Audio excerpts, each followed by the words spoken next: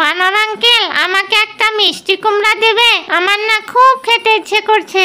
খেতে ইচ্ছে করলে তো খেতে পারছিস নে, তার টাকা এনেছিস তো?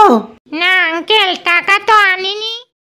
হ্যাঁ গো, শুনছো? ঘরে না বাজার সদাই কিচ্ছুটি নেই। আমরা দুজন না হয় কোনো মতে পার করতে পারবো, কিন্তু বাচ্চা দুটো তো হাবিজাবি দিয়ে খেতে পারবে না। আমি বলছিলাম কি, তুমি একবার বাঘিনী ভাবির কাছে যাও, কিছু টাকা ধার নিয়ে এসো। ওরে বাপরে, ওই দজ্জাল মহিলার কাছে টাকা ধার, তাও আবার আমাকে যেতে হবে? আমার দ্বারা এটা হবে না। এটা হবে নে, ওটা হবে নে, তাহলে কি মূলোর মাথা হবে? ছাই কপালি আমার, বাপার মাইনসেরে বিয়ে করেছিলাম। মা, বাবা যেতে চাচ্ছে না, থাক না, তাকে জোর করে পাঠিও না, তার চেয়ে বরং আমিই যাই। ফন্দি তো ভালোই এঁটেছিস তুই। ওই বাড়িতে গেলে তো সুন্দরী আর পুস্কির সাথে সারাটা দিন টই টই করে ঘুরে বেড়াবি। যা পড়তে বস। ঠিক আছে ঠিক আছে, কাউকে যেতে হবে না, আমি যাচ্ছি। ম্যানসি আজ আসুক বাড়িতে, আজ আমার একদিন কি ওর একদিন। ঘরে এক মুঠো চাল নেই, আর ওদিকে ও কিনা যাত্রাপালা নিয়ে রঙ্গলীলা করছে, তাও আবার রহিম রব্বান। বাড়ির ওই না উত্তর পাশেতে ও দাইমা কিসের বাদ্য বাজে রে। বাঘিনী ভাবি, আসছিলাম টাকা ধার চাইতে। আর হ্যাঁ, কোথায় কিসের বাদ্য বাজছে গো? ও হারামজাদা, তোর সাথে থেকে থেকে তো আমার মেয়ে বজ্জাত হয়েছে। এসেছে টাকা ধার চাইতে, টাকা তো পেছন দিয়ে দিচ্ছে। আর হ্যাঁ, এখন তো পিঠে বাদ দিয়ে বাজবে। তবে এই নে হারামজাদা।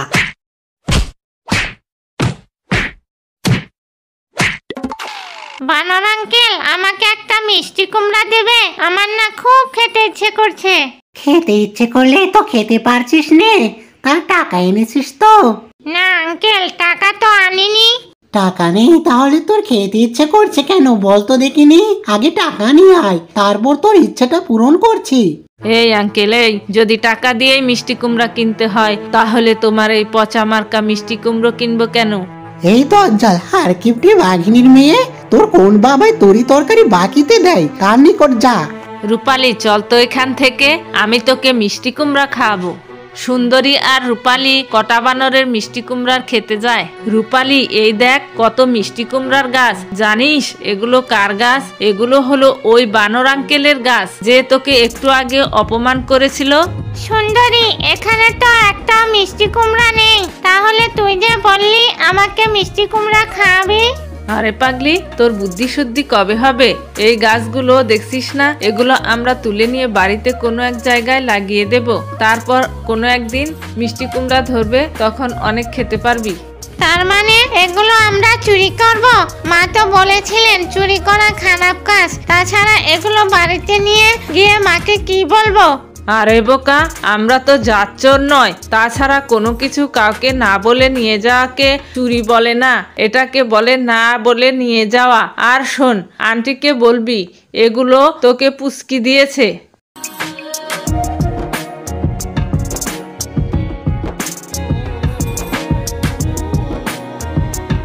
পরের দিন পুস্কি কুমড়ো জমিতে এসে দেখে একটা কুমড়ো গাছও নেই জমিতে। হায় হায়, এই সর্বনাশটা কে করলো? আমাদের এতগুলো কুমড়ো গাছ কে চুরি করলো? বাবাকে তো এক্ষুনি খবর দিতে হয়। কি বললি? একটা কুমড়ো গাছও নেই, চুরি হয়ে গেছে? না, এটা কখনোই সম্ভব নয়। কি মহা মুশকিলে পড়লাম বাপু, এই বাবাকে নিয়ে আর পারা গেল না। কোনো খারাপ সংবাদ শুনলেই মাথা ঘুরে পড়ে যায়। যা করার আমাকেই কিছু করতে হবে। বাঘিনী আন্টি, সুন্দরীকে দেখেছো? ও কোথায় গিয়েছে গো? হারামজাদা, আমি কি কানা নাকি অন্ধ যে সুন্দরীকে দেখতে পাবো না? আর শোন, আমি কোনো পীর ফকির নয় যে এখান থেকে বলে দেবো সুন্দরী কোথায় আছে। আন্টি, তুমি পীরও নও ফকিরও নও, তাহলে তুমি পাক্কা একটা চুন্নি। গতকাল সুন্দরী যে কুমড়ো গাছ চুরি করে এনেছিল, তা হয়তো পুস্কিদের জমিরই হবে। যে করে হোক কিছু একটা বলে একে বিদায় করতে হবে, নইলে ধরা পড়ে যাবো। হারামজাদা, আমাকে চুন্নি বলা হচ্ছে, ভাগ এখান থেকে, নইলে আমাকে চুন্নি বলার অপরাধে তোর নামে বিচার ডাকবো। এই দজ্জাল মহিলা, যাচ্ছি, কিন্তু একদিন না একদিন ঠিকই ধরবো। সেদিন চুরি করা স্বাদ মিটিয়ে দেবো।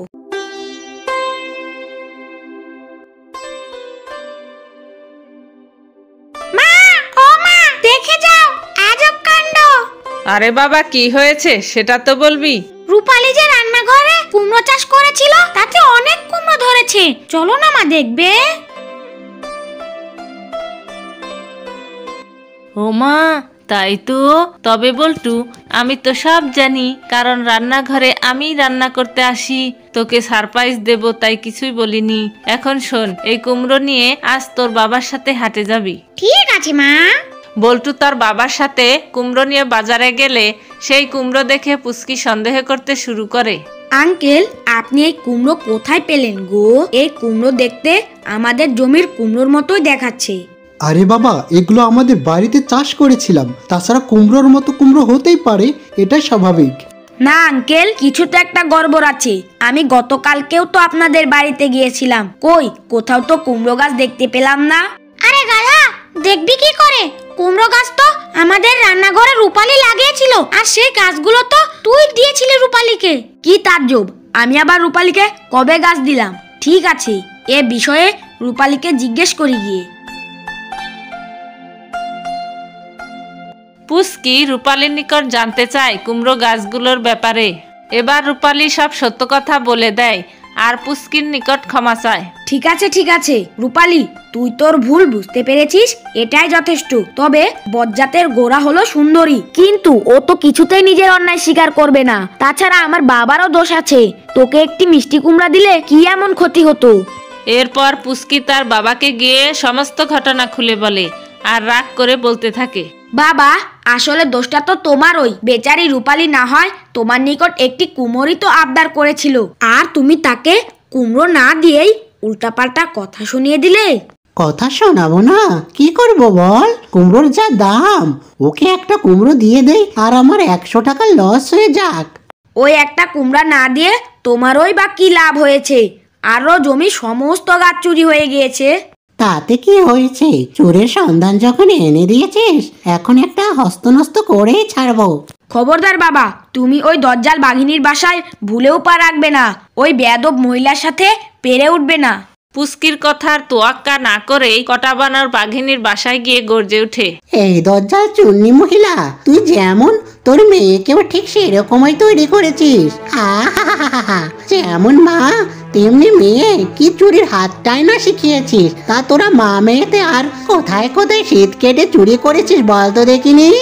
কটাবনের মনে হয় সুন্দরীর চুরির ঘটনাটা জেনে গেছে, কিন্তু আমি তো জালমরিচ, এত সহজে অন্যায় স্বীকার করবো না। এই হারামজাদা, এসব আজে বাজে কথা শোনাচ্ছিস কেন? সমাজে আমার একটা ভিআইপি মান সম্মান রয়েছে। আমি এই সমাজের একজন নাম করা সম্মানী মহিলা, আর কি না তুই আমাকে অপমান করছিস? আমি অবশ্যই তোর নামে চেয়ারম্যানের নিকট নালিশ করব। আমি তোর ওই ফালতু চেয়ারম্যানকে আর ভয় পাই না। তুই ওই ফালতু চেয়ারম্যানের ভয় দেখিয়ে এই গ্রামের অনেককেই বোকা বানিয়েছিস, কিন্তু আমাকে পারবি না। বরং আমি লোকজনকে বলে দিব তোর সাথে চেয়ারম্যানের ইটিস পিটিস সম্পর্ক রয়েছে। হাই হাই, হারামজাদা আমার হাতে ঘা দিয়েছে। চেয়ারম্যান যে আমার বয়ফ্রেন্ড, এ কথাটা যদি পাড়ার লোকে জানে তাহলে কেলেঙ্কারি হবে। না, কিছু একটা করতে হবে আমাকে। বাঘিনী তৎক্ষণাৎ চেয়ারম্যানের নিকট গিয়ে সব কথা খুলে বলে। চেয়ারম্যান তাকে অভয় দিয়ে ভয় পেতে নিষেধ করে। আই সে, ব্যাপারটা তো আমাকেই দেখতে হচ্ছে। চেয়ারম্যান পরের দিন সকালে একটা তান্ত্রিকের নিকট গিয়ে তাকে টাকার লোভ দেখিয়ে বলে, এই আমার রূপবান, এই কাজটা যদি তুই করে দিতে পারিস তাহলে কাজ হয়ে যাওয়ার পর তুই দ্বিগুণ টাকা বেশি পাবি। ওই জানেমন, তুমি কোনো চিন্তা করো না। কটা বানরের এমন অবস্থা করব, ও ভুলেও কোনোদিন বাঘিনীর নাম উচ্চারণ পর্যন্ত করবে না। আমি এক্ষুনি আমার ডাইনি বুড়িকে হাজির করছি। শাকচুন্নির নানি পেতনির ছি, বিপদে পড়েছি, করব কি? আমি হাজির হয়েছি মালিকিন। এখন বল, আমাকে কি করতে হবে? তুই কটা বানরের এমন অবস্থা করবি যাতে সারা জীবন সে পাগল বেশে এখানে সেখানে ঘুরে বেড়ায়। আমি বুঝতে পেরেছি মালিকিন, তুই যেভাবে বলেছিস ঠিক সেইভাবেই হবে। পুচকি একটু লাকড়ি কুড়াতে বনে গিয়েছিল। হঠাৎ সে দেখলো খানিকটা দূরে এক ডাইনি উপস্থিত হয়ে বিড়বিড় করে কি যেন বলছিল। সে লুকিয়ে শোনার চেষ্টা করলো। আজ রাতটা নামলে হয়, কটা বানরকে ভয় দেখিয়ে ওর স্মৃতি শক্তি সব নষ্ট করে দেব। আর এই জন্য আমার মালিকিনকে ওই দজ্জাল বাঘিনী অনেক পুরস্কৃত করবে। ও এই ব্যাপার, তাহলে তো জমবে বেশ। আমি বেশ ভালো করে জানি রূপালীদের পুরো বাড়ি মন্ত্র পড়ে বন্ধ করা হয়েছে।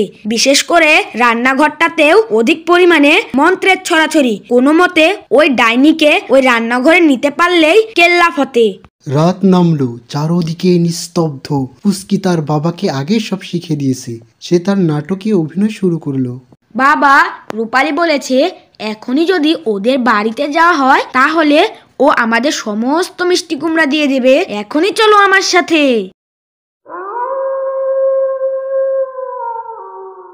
কি ব্যাপার, ওরা কোথায় যাচ্ছে? আমার তো এখানে থাকলে চলবে না। তাহলে যাই ওদের পেছো পেছো। ডাইনি যেই রূপালীদের রান্নাঘরে ঢুকে পড়ে অমনি কটা বানর ডাইনিকে ধরে ফেলে। সে ডাইনিকে মাথায় নিয়ে ঘোরাতে থাকে, কিন্তু ডাইনি রান্নাঘরের মন্ত্রের প্রভাবে কটা বানরের ক্ষতি করতে পারল না, বরং তারই উল্টো ক্ষতি হয়ে গেল। এই আমি কে? আমি এখানে কি করছি রে? তোরাই বাকে, কেউ কিছু আমাকে বল না রে।